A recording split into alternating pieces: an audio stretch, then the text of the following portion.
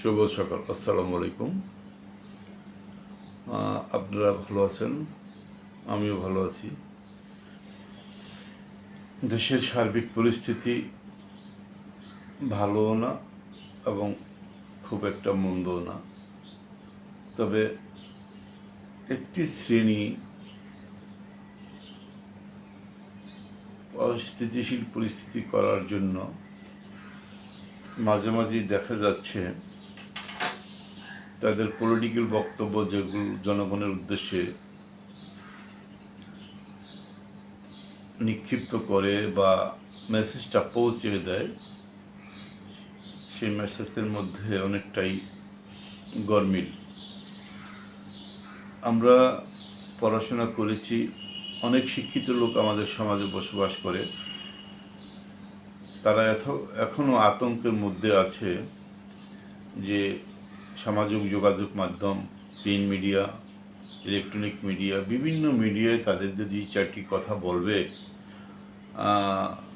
অনিয়মগুলা, অসংলগ্ন কথাবার্তাগুলো যে একটু হাত দিয়ে, তথ্য দিয়ে, আকার ইঙ্গিতের মাধ্যমে, কথার মাধ্যমে, গভীরতার কথার থ্রোয়িং করে তাদেরকে সচেতন করে দিবে।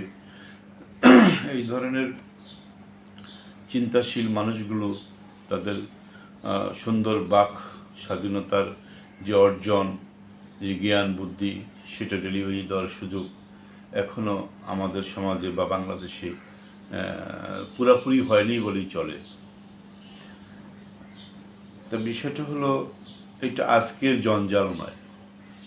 আগাছা যখন জমি পরিত্যক্ত হয়ে থাকে, সেখানে কৃষককে যদি কাজে হাত না দেয়, পরিষ্কার না করে, তাহলে জঙ্গল পরিষ্কার করতে অনেক সময় লাগে এবং পরিষ্কার করলেও জঙ্গল থেকে আবার আগাছা জন্মে। আপনারা খেয়াল করবেন যে স্বাধীনতার পর আজকে 53 বছর পার হচ্ছে স্বাধীনতা। আমাদের বয়স মোটামুটি কম হয় নাই, আল্লাহ মালিক। তা আমরা সচেতন লোক, শিক্ষিত লোক, আমাদের সাথে অনেক ছেলেপেলে আছে সারা বাংলাদেশে ছড়িয়ে ছিটিয়ে, বিভিন্ন প্রশাসনে, বিভিন্ন কর্মস্থলে তারা কাজ করে যাচ্ছে। তাদের থেকে যে আমাদের একটা বেস, প্রত্যেকের একটা বেস থাকে, যেমন স্কুল জীবনের একটা বেস থাকে, বিশ্ববিদ্যালয় জীবনের একটা বেস থাকে, কলেজ জীবনের একটা বেস থাকে। এই ছেলেপেলেগুলো এই ছোট্ট বাংলাদেশে 55,000 বর্গমাইলে তারা কাজ করে, কর্ম করে খায়। তাদের সাথে আমাদের যোগাযোগ হয়। কেউ মিডিয়াতে আছে, কেউ আইনজীবী আছে, কেউ সাংবাদিক আছে, কেউ কৃষক আছে, কেউ ব্যবসায়ী আছে, কেউ ইন্ডাস্ট্রির মালিক আছে, কেউ বিসিএস প্রশাসনের বড় বড় আমলা আছে, সচিব আছে, বড় ভাই, ছোট ভাই, সব মিলিয়ে আমরা খবরগুলো পাই। কিন্তু আমাদের ছাত্ররা, সংগ্রামী ছাত্ররা, যারা উপলব্ধি করতে পারছে যে দেশে আজকে 53 বছর ধরে জঞ্জাল, মারামারি, কাটাকাটি, হানাহানি, বৈষম্য সহ বিভিন্ন ধরনের সমস্যায় জর্জরিত, তারা সেটা উপলব্ধি করতে পারছে বিধায় আগস্টের বিপ্লব তারা ঘটিয়ে একটি, এটা সরকার পতন হয় নাই, একটা বিপ্লব হয়েছে, এটা রেভলিউশন আর সরকার পতনের মধ্যে অনেক পার্থক্য। সেটা আমাদের দেশের জনগণ, যারা রাজনৈতিক প্রজ্ঞাবান, রাজনীতি নিয়ে চর্চা করে, আসলে কি এই কথা, একটা কথা বলতে গিয়ে আরেকটা কথা চলে আসে। কারা রাজনীতি চর্চা করে, কারা পড়াশোনা করেছে, যারা পেশাদার পলিটিশিয়ান, পেশাদার সাংবাদিক, পেশাদার জেলে, পেশাদার কৃষক, এরা তো আজকে সেই তাদের নৈতিক দায়িত্ব, তাদের কর্মস্থলে অনুপস্থিত। আর অনুপস্থিততার খারাপ থাকার কারণেই এই অরাজকতার সৃষ্টি। যাই হোক, যেই কথা বলছিলাম, সাম্প্রতিক ডক্টর ইউনূস সাহেব অন্তর্বর্তীকালীন সরকার আজকে প্রায় 6 মাস চলছে। যাই হোক, আসার পরে মোটামুটি সে গুছাইয়া, ছাত্রদের সমন্বয়ে গুছাইয়া আনছে দেশটা পরিচালনা করার জন্য। কিন্তু মাঝে মাঝে বড় বড় দলগুলো, আওয়ামী লীগ তো এখন মনে করছে বাংলাদেশে নাই, না বাংলাদেশে আওয়ামী লীগ আছে, এবং তারা সমন্বয় করে তারা যে অর্থ কামাইছে জনগণের থেকে কোটি কোটি টাকা লুটপাট করে, যারা অর্থগুলা তাদের বিভিন্ন ব্যাংকে, বিভিন্ন দেশে, বিভিন্ন স্থানে তারা সহায় সম্পদ, ফ্ল্যাট, বাড়ি, গাড়ি অর্জন করেছে। তাদের টাকা তো তারা রাষ্ট্র রিকভারি করতে পারে নাই। কয়জন জেলে গেছে? হাতে গোনা 50-60 জন প্রথম শ্রেণীর লোকগুলো জেলে গেলে কী হবে? তাদের টাকাগুলো তো উদ্ধার করতে হবে। বিদেশে যারা টাকা পাচার করে পাঠিয়েছে, বাড়ি কিনছে লন্ডন, আমেরিকা, অস্ট্রেলিয়া, ইউরোপে, বিশ্বের বিভিন্ন দেশে, দুবাই, বিভিন্ন দেশে তারা সহায় সম্পদ করছে। এই সম্পদগুলো আনার জন্য একটা পরিবেশ সৃষ্টি করতে হবে, ঐক্যমতের সৃষ্টি করতে হবে। এখন ডক্টর ইউনূস সাহেব অন্তর্বর্তীকালীন সরকারের প্রধান হয়ে আনছেন এই দেশের যে আপাময় ছাত্র জনতা। আমরা দেখেছি, আমরা পর্যবেক্ষণ করতেছি, আমরা দেখতেছি, আমরা যদি আমরা নির্যাতিত। আমাদের মতো অনেক লোক যারা দল করে না, দেশের জন্য কাজ করে। আমি একজন সাংবাদিকতা করি দীর্ঘ 35 থেকে 36 বছর, রাজনীতির সাথে প্রায় 40-এর কাছাকাছি। আমরা যাদের সাথে রাজনীতি করেছি, একসময় করতাম, এখন করি না। তাদের যে নৈতিক চরিত্রের অবক্ষয়, আমার ছাত্র জীবনে সিরাজুল আলম খান, মরহুম সিরাজুল আলম খান, যিনি স্বাধীনতার অন্যতম সংগঠক, আপনারা সবাই চিনেন সিরাজুল আলম খান দাদাভাইকে। আমাদের হাতে খড়ি এবং আমরা তাদের সমন্বয়, তারা দিক নির্দেশনা ভালো কাজের জন্য দিচ্ছে। আমি জানি যে সিরাজুল আলম খানের কিন্তু একটা ব্যাংক অ্যাকাউন্টও নাই।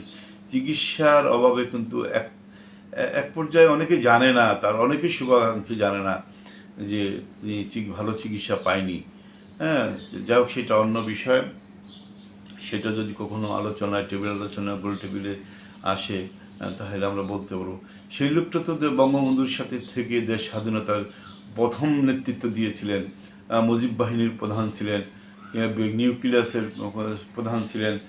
ওই যে ফজলুর রহমান সাহেব বলে, কিছু কিছু রব সাহেব সিরাজুল আলম খান সম্বন্ধে, ফজলুর রহমান ইউনূস সাহেব, ওনারা তো জানে, ওনারা বলে। কিন্তু উনি যখন হাসপাতালের কাতরাস ছিলেন, চিকিৎসা দিতে পারে না, হাসপাতালের বেডের ভাড়া দিতে পারে নাই, ঔষধ কিন্তু ক্রয় করতে পারে নাই। আজকে অনেক বড় বড় যে দেখেন আব্দুল হামিদ সাহেব দাপটের সহিত বিদেশ চলে গেছে গা। বিভিন্ন বড় বড় রাজনৈতিক দলেরা চিকিৎসার জন্য জার্মানিতে যায়, সিঙ্গাপুর যায়। কই শেখ হাসিনা তো আমি তো দেখিনি তার জন্য একটা এয়ার অ্যাম্বুলেন্স। সে বিরোধী দল করে, মতপার্থক্য থাকতেই পারে। সে দেশের জন্য, দেশ তো আপনার পিতার সাথে একসাথে হয়ে যুদ্ধ করে, তার নেতৃত্বে চারি খলিফার নেতা যাকে বলা হয়, নিউক্লিয়ার্সের সৃষ্টিকর্তা, মুজিব বাহিনীর প্রধান। তো এই লোকটাকে তো আপনি খোঁজ নিছেন যে এয়ার অ্যাম্বুলেন্স করে তার চিকিৎসার জন্য একটু জার্মানিতে বা উন্নত দেশে পাঠাই, বা তার খোঁজ খবর নেই, আপনি নেন নাই। আপনি এত অপরাধ করছেন, সেই অপরাধ তো এই পাট এই আওয়ামী লীগের একটু খণ্ডচিত্র। আজকে বলেন যে পদ্মা সেতু করছি, আপনার রোডস অ্যান্ড হাইওয়ে বড় বড় রোড করছেন, মেট্রো রেল করছেন, অস্বীকার করা হচ্ছে না। এয়ারপোর্টে যে আন্তর্জাতিক বিমানবন্দরের সংস্কার করছেন, মিথ্যা কথা বলা অস্বীকার করা যাবে না। কিন্তু আপনি 20 টাকার কাজ 50 টাকা দেওয়া করে, এটা বাকি 30 টাকার কাজ আপনি পকেটস্থ করবেন। এই টাকাটা কার? আপনার প্রত্যেক সম্পত্তি না? আপনি বাইরে থেকে এভিডেন্স কষ্ট করি আপনার ভাই বেড়াদার আত্মীয় স্বজন, যে কত আত্মীয় স্বজন আপনার, হ্যাঁ, কত তাপস মাপস, কত আত্মীয় স্বজন আমরা দেখছি। এরা কই ছিল, কোথায় ছিল? হ্যাঁ, আপনি একজন বঙ্গবন্ধু দেশ স্বাধীন করছে, এদের সাথে এরা ছিল, তাই বলে এরা এসে লুটপাট করবে? এই দায়িত্ব তো আপনাকে দেওয়া হয় না। আপনার বাপকে তো অসম্মান করা হয় না। কেন এগুলো করছিলেন আপনি এখন চলে গেছেন হাজার হাজার কোটি টাকা লুটপাট করিয়া। আপনি এই যে আইজি শহীদুল হকের বিরুদ্ধে আমি 13 বছর আগে আমি পত্রিকায় নিউজ ছাপছি, আমার দৈনিক অজানা এবং দৈনিক শরীয়তপুর কণ্ঠে। কই আপনি তো ধরেন নাই। এখন সরকার কেমনে ধরলো তাকে, এখন জেলে নিক্ষেপ করলো? পলিটিক্যাল আক্রোশ প্রশ্নই আসে না। পলিটিক্যাল আক্রোশ হলো যে হেফাজতে ইসলামের যে গুলিস্তানে শাপলা সত্তরের মাইপিট এসেছে, অন্য বিষয়ে সে তখন আইজি ছিল, সে তার আইনশৃঙ্খলা রক্ষাকারী বাহিনী ফুলফিল নিয়ন্ত্রণ করতে পারে নাই। আপনি আসেন তার সম্পদের দেখেন, মজিদ জরিনা ফাউন্ডেশন করে আইজি শত শত কোটি টাকার মালিক। এই টাকা কোত্থেকে অর্জন করেছেন, কীভাবে করলো এটা? হ্যাঁ, এখন বলবেন যে পলিটিক্যালভাবে তাকে হ্যাসেন তার যেই সহায় সম্পদ আসেন আমরা আমরা দিই যে 200 কোটি টাকার সম্পদ যদি না হয় বা 1000 কোটি টাকার সম্পদ না হয় তা আমরা আমি ক্ষমা চেয়ে জাতির কাছে যে মিথ্যা কথা বলছি কেন? একটা সামান্য পুলিশের কর্মকর্তা, বহুত পুলিশ কর্মকর্তা বাংলাদেশে আছে এখনো চাকরি করতেছে, খোলস পাল্টাইছে, শুধু উপরের খোলসটা পাল্টাইছে। বহু সাংবাদিক আছে আপনার, ইকবাল সোবান চৌধুরীর নেতৃত্বে 200 সাংবাদিক শেখ হাসিনার লাগে প্রতিদিন চামচাগিরি করছে তার কনফারেন্সে, সংবাদ সম্মেলনে, বিদেশে গেছে, আইসি সংবাদ সম্মেলন করছে। কয়জনকে আপনি রেস্ট করে আইনের আওতায় আনছেন? কার পলট নাই, বাড়ি নাই, গাড়ি নাই, কি নাই, কোন সাংবাদিকের নাই? আমার থেকে তথ্য নেন, ধরতে পারবেন? কারণ যে অফিসার ধরবে সেই তো অপরাধী।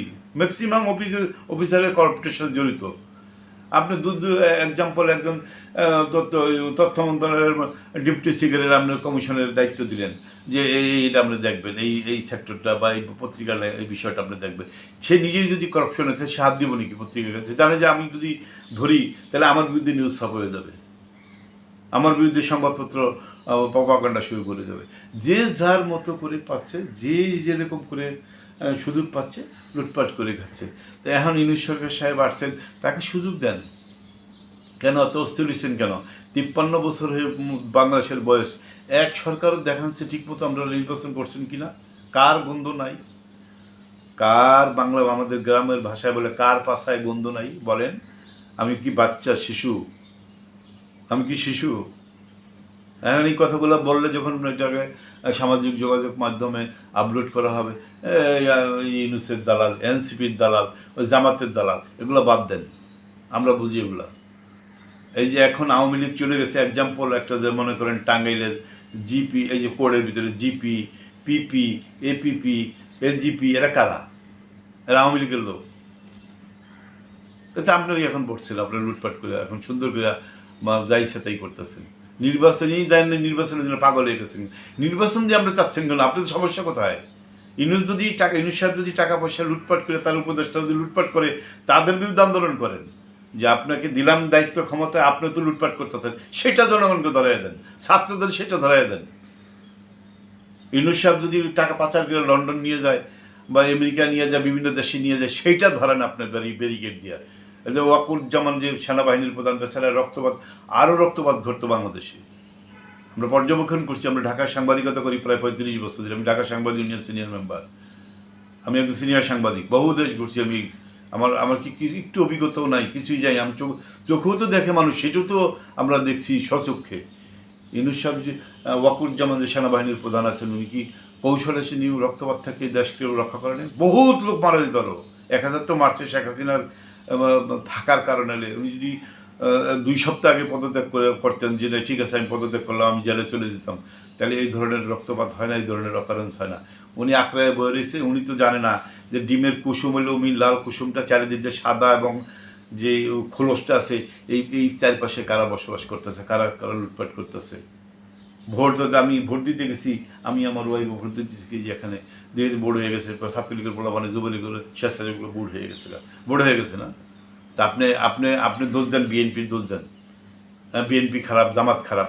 আপনি ভালো হলেন না কেন? আপনি ডিটেকটিভশিপ হলেন না কেন? আপনি এক না এক তো হইতেন দলের জন্য, যে কোনো ছাড় নাই, যে অপকর্ম করবে, যে অন্যায় করবে, সেন্ট টু জেল, কোনো মাপ নেই। সুতরাং মূল বিষয় হচ্ছে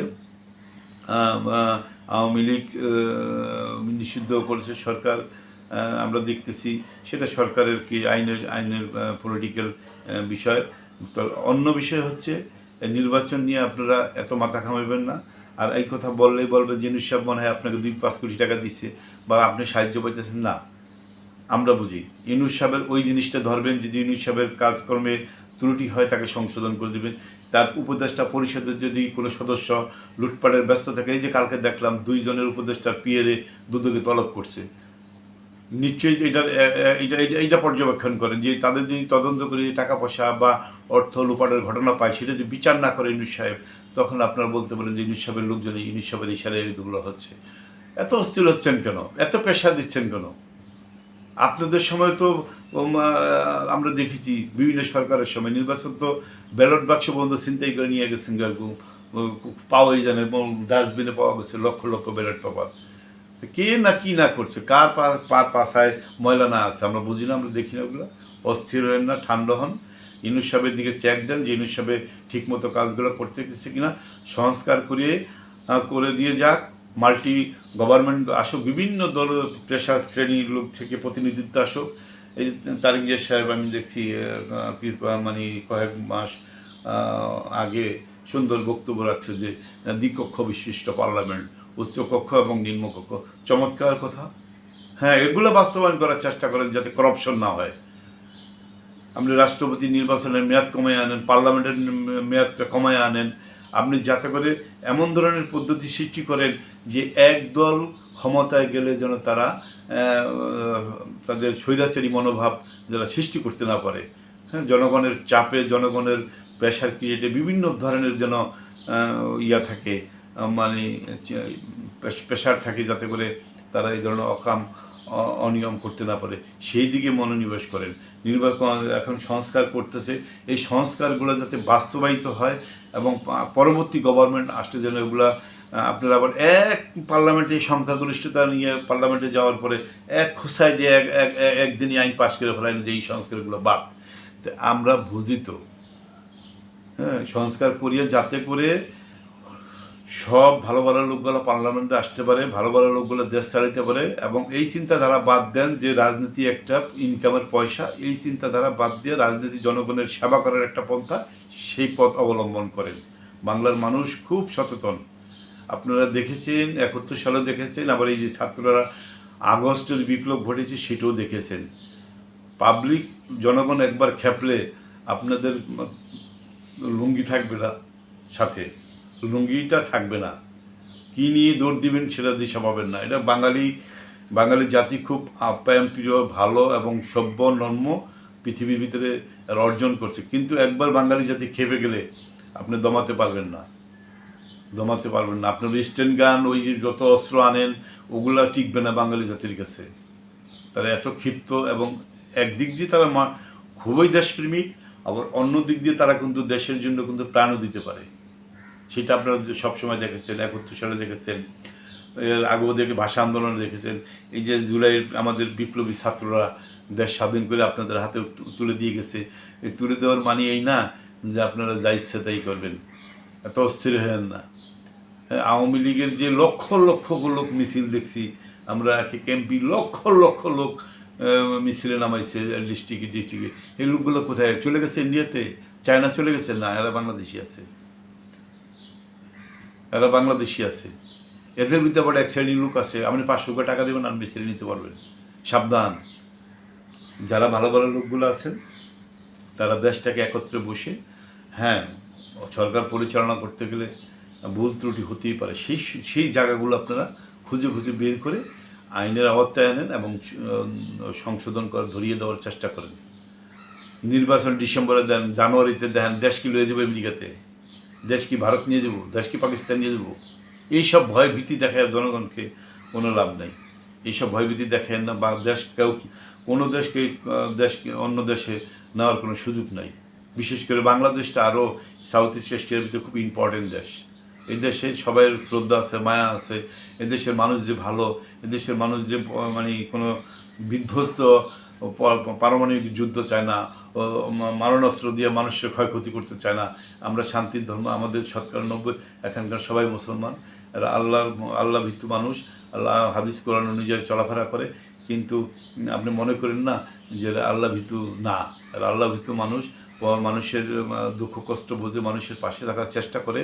কিন্তু কতিপয় লোক যারা এই যে উচ্ছৃঙ্খল, দেখা গেল যে লেখাপড়া জানে না, একটা চেয়ার পাইছে, চেয়ারের স্বাদ পেয়ে গেছে গা, তারা এই সন্ত্রাসী কার ছড়া যাবে না, এই ধরনের প্রচলন চলে আসার কারণে আজকে আমাদের দেশের ভালো ভালো যারা প্রজ্ঞাবান ফিলোসফার, যারা শিক্ষিত লোকগুলা আজকে রাজনীতির মাঠে নাই, শিক্ষাঙ্গনে নাই, মিডিয়াতে নাই, আজকে বিভিন্ন কৃষকে নাই, ব্যবসা বাণিজ্যতে নাই। তারা এখন ওই অস্ত্রের এই যে কতিপয় কিছু উশৃঙ্খল যারা সৃষ্টি করে গেছে রাজনৈতিক স্বার্থ হাসিলের জন্য, প্রত্যেকটা রাজনৈতিক দলের এইগুলোর কিছু লোক আছে এগুলো ব্যবহার করে। তাদের কারণে আজকে আমাদের সমাজটা তো অস্থিরতার দিকে যাচ্ছে। এই অস্থিরতাকে কাটিয়ে ওঠার জন্য ডক্টর মোহাম্মদ ইউনূস সাহেবের মন্ত্রী পরিষদকে সহযোগিতা করুন, তাদের অনিয়মগুলা জনগণের সামনে তুলে ধরুন এবং তাকে সংশোধন করার জন্য বলুন।